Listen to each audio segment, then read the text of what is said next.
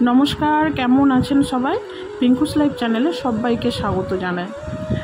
আমি দাঁড়িয়ে আছি আর এটা হচ্ছে আমার বাবার বাড়ি, যেটা আমার বাপি একটু একটু করে অনেক কষ্ট করে তৈরি করেছে। যাই হোক, সেই কথাতে আমি যাচ্ছি না।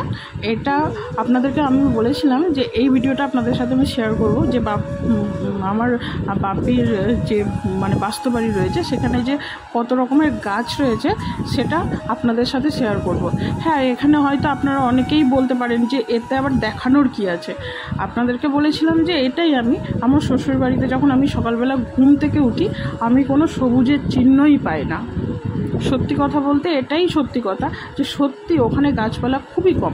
শুধু আমার শ্বশুরবাড়ির বাস্তু বাড়ির কথা বলছি, তার মানে এই নয় যে গোটা বর্ধমানে গাছপালা নেই, সেটা আমি বলছি না। শুধুমাত্র আমার শ্বশুরবাড়িতে এতটা স্পেস কম যার কারণে ওরা গাছপালা লাগাতে পারে না। হ্যাঁ, ছাদে কিছু গাছপালা থাকে, কিন্তু ওই ঘুম থেকে উঠেই যে আপনি একটা সবুজ আভা পাবেন সেটা কিন্তু আপনি পাবেন না।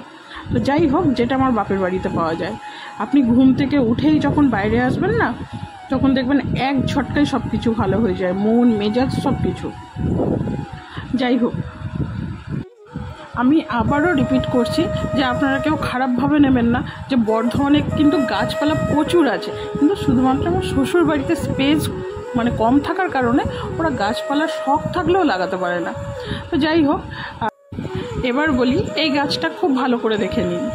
আমরা ন্যাচারালি কি জানি যে সুন্দরবন কিসের জন্য বিখ্যাত? সুন্দরবন রয়্যাল বেঙ্গল টাইগারের জন্য বিখ্যাত। আমরা অনেকেই এইটা জানি, কিন্তু অ্যাকচুয়ালি কি জানেন তো? অ্যাকচুয়ালি হচ্ছে সুন্দরবন সুন্দরী গাছের জন্যই বিখ্যাত। একটু আগে যে গাছটা দেখালাম সেটা হচ্ছে সুন্দরী গাছ, যেটার মূল্য প্রচুর। যদি ঠিকঠাক করে বড় হয়ে ওঠে এটার মূল্য হয় প্রচুর। যাই হোক, এটা অনেক দিন ধরেই লাগানো হয়েছে। আমি এই গাছগুলোর বয়স, এই যে সুন্দরী গাছটা আপনাদেরকে দেখালাম, এই গাছটার বয়স মিনিমাম আমার বিয়ের আগে লাগানো হয়েছে, মিনিমাম হচ্ছে 8 বছর হতে চললো। তার মধ্যে দেখেছেন তো কতটুকু বড় হয়েছে। এগুলো অনেক সময় লাগে, অনেক বছর পেরিয়ে যায় বড় হতে। যাই হোক, তবুও লাগালো। আর এখানে রয়েছে অ্যালোভেরা, গন্ধরাজ, বিভিন্ন রকম ফুল গাছ আছে। আমি আসার পরে দেখছি অনেক ফুল গাছ মারাও গেছে। যাই হোক, এই তুলসী গাছটার কথা বলি, যেখানে মা প্রত্যেকদিন প্রদীপ দেয়, ধূপ দেখায় ঠাকুরের উদ্দেশ্যে। এটা ছিল প্রথমে আমাদের বাঁ সাইডে। আপনার ঢুকতে হচ্ছে বাঁ সাইডে, রাস্তা থেকে বাড়িতে ঢুকতে হচ্ছে বাঁ সাইডে। তো এখন করেছে ডান সাইডে। আগে বেশ সুন্দর করে করা ছিল, এখন একটু যেহেতু ওটাকে তুলে আবার ডান সাইডে করা হয়েছে, তাই এইভাবে বসানো হয়েছে।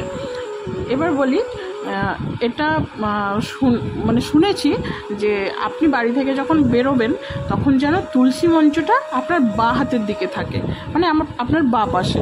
আর আপনি যখন রাস্তা থেকে ভেতরে আসবেন তখন যেন আপনার তুলসী মঞ্চটা ডান পাশে থাকে। এটা নাকি আপনার বাড়ির জন্য খুবই শুভ। যাই হোক, জানি না কতটা শুভ, তো এটা আমার শোনা কথা। আর এখানে রয়েছে দেখুন গন্ধরাজ লেবুর যে ছোট যে জাতটা হয় সেই লেবু গাছ, 12 মাসেই ফল দেয়। আপনি খেয়ে শেষ করতে পারবেন না, ওরা তো খেয়েই শেষ করতে পারে না, এই গাছেই থেকে যায়। কিছু কিছু লেবু তো আবার পরেই নষ্ট হয়ে যায়। পিছনেও আছে, বেশ বড় বড় লেবু হয়। আর এর পাশেই আছে একটা 12 মাসি পেয়ারা গাছ। আপনি পেয়ারার যদি সাইজ দেখেন না, আপনি অবাক হয়ে যাবেন। এগুলো ছোট থেকে যে পুরো 12 মাসেই ফল দেয়, আর প্রচুর পরিমাণে ফল দেয়। আর একটা পেয়ারার ওয়েটই হয় 250 থেকে 300 গ্রাম, বেশ বড় বড় হয়। আমি হয়তো আরও কম বলছি, কিন্তু আমি লাস্ট দেখেছিলাম বেশ বড়, আমি হাতের মুঠোতে করে রাখতে পারছিলাম না। তো যাই হোক, বাবার বাড়িতে আসার পরে না আমার শুধু এইগুলো ঘুরে ঘুরে দেখতে খুব ভালো লাগে। চারদিকে সবুজে ঘেরা, চারদিকে। বাবু, আমি আর হচ্ছে আমার মেজো বোন, 3 জনে বসে গল্প করছিলাম। তো হঠাৎই আপনাদের কথা মনে পড়লো, যে আপনাদেরকে আগের ভিডিওতে আমি বলেছিলাম যে আপনাকে আমার বাবার বাড়ির চারপাশটা ঘুরে দেখাবো, যে কী গাছ আছে। তাই সেই মতো আপনাদের জন্য আবার এই ভিডিওটা করলাম। আমি বাবুকে বললাম যে বাবু এই ভিডিওটা করে দাও, আমার বোনের ছেলেকে আর কি। তো তো যথারীতি ও যেহেতু ছোট, অনেকটাই ছোট, তো ঠিকঠাক করে করতে পারলো কি না আপনাদেরকে বোঝাতে পারলাম কি না আমি জানি না। তো যাই হোক, ও মানে একটু এলোমেলোভাবে ভিডিওটা করেছে, আমি সাজাতেও পারছিলাম না। এইখানে দেখুন লিচু গাছ, এবছর প্রচুর পরিমাণে লিচু হয়েছিল, কিন্তু আমের ফলনটা ছিল খুব কম। তবুও এখনও পর্যন্ত অনেক আম ধরে আছে। বাথরুমের পাশে, আমাদের পেছনে একটা বাথরুম ঘর আছে, তার পাশে একটা আম গাছ আছে, যেখানে এখনও পর্যন্ত অনেক আম ধরে আছে। জামাইদের জন্য মা শখ করে রেখে দিয়েছে, জানেন তো।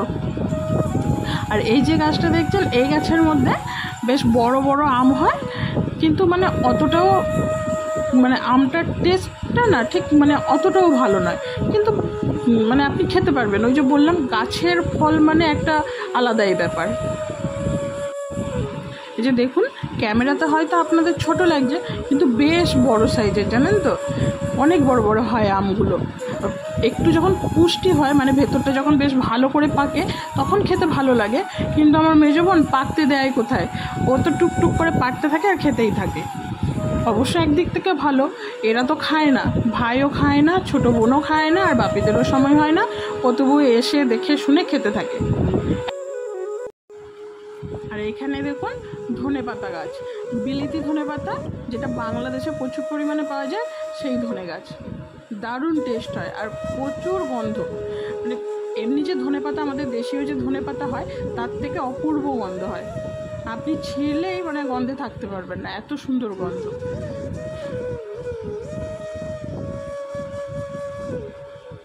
আর এখানে না প্রচুর পরিমাণে মা শাক সবজি সব চাষ করে রাখে, কিন্তু কেন কি জানি, হয়তো সময়ের অভাবে এবছর দেখতে পাচ্ছি না যে কোনো শাক সবজি মানে চাষ করেছে। যদিও ওই বেগুন গাছ, টমেটো গাছ দুই একটা আছে, তাতে আবার ঠিকঠাক করে মানে মা পরিচর্যা করতে পারেনি, আসলে সময় পায় না। দোকান সামলে, ঘর সামলে না, সময় পায় না। আর এখানে রয়েছে কিছু ফুল গাছ, আর হচ্ছে একটা লঙ্কা গাছ। আর এই যে বাবার যে বাইকটা দেখছেন, এটার স্মৃতি না আমার সাথে প্রচুর পরিমাণে জড়িয়ে আছে। মানে এই বাইকটা দেখলেই আমার চোখ থেকে জল পড়ে। একটা সময় এই বাইকে করে বাপির সাথে কত ঘুরেছি। বাপি স্কুলে কলেজে দিয়ে আসতো, কলেজ থেকে নিয়ে আসতো, আবার যখন আমি কম্পিউটার ক্লাসে ভর্তি হলাম সেখানে নিয়ে যেত, আবার নিয়ে আসতো। প্রচুর স্মৃতি আছে। যাই হোক, আজকের বাপির বাইকটা খারাপ হয়ে পড়ে আছে, তো সারাই করতে পারছে না। তো যাই হোক, এটা সারাই করার থেকে মানে নতুন কেনা অনেক ভালো আর কি। আর এই ঘরটার কথা বলি, এটা হচ্ছে আমাদের পুরনো বাড়ি। এখন এটা গুদাম ঘর হয়েছে। পুরনো বাড়ি বলতে, আমরা যখন নতুন ঘরটা যখন করছিল, তখন আমরা এই ঘরে থাকতাম। এই ঘরটার সাথেও প্রচুর ছোট ছোট স্মৃতি জড়িয়ে আছে, জানেন তো। সেই একসাথে সব মানে কি বলবো, পুজো করে ঘুমানো, দুষ্টুমি করা, অনেক স্মৃতি জড়ানো আছে। আর এটা হচ্ছে বাড়ির পেছন সাইডটা, এখানেও প্রচুর গাছ আছে, কিন্তু ওই যে সামনে যে বৃষ্টিটা হলো, ওর জন্য প্রচুর জল জমে আছে, সেখানে আর বাবু যেতে পারলো না।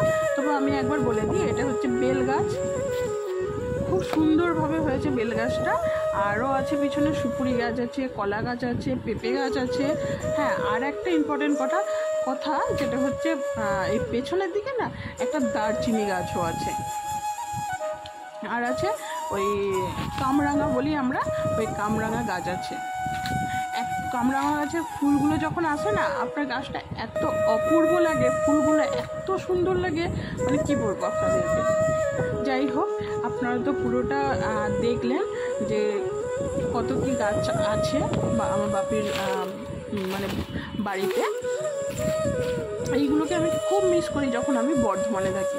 খুব মাঝে মাঝে মনে পড়ে এদের এই গাছগুলোর কথা, ওদের থেকে বেশি আমার এই গাছগুলোর কথা মনে পড়ে, যে এই গাছটা কত বড় হলো, ওই গাছটা কত বড় হলো। যাই হোক, আজকের ভিডিওটা আমি এখানেই শেষ করছি। কেমন লাগলো অবশ্যই জানাবেন। সবাই ভালো থাকবেন, সুস্থ থাকবেন, সাবধানে থাকবেন। দেখা হবে খুব তাড়াতাড়ি আবার একটা নতুন ভিডিওতে।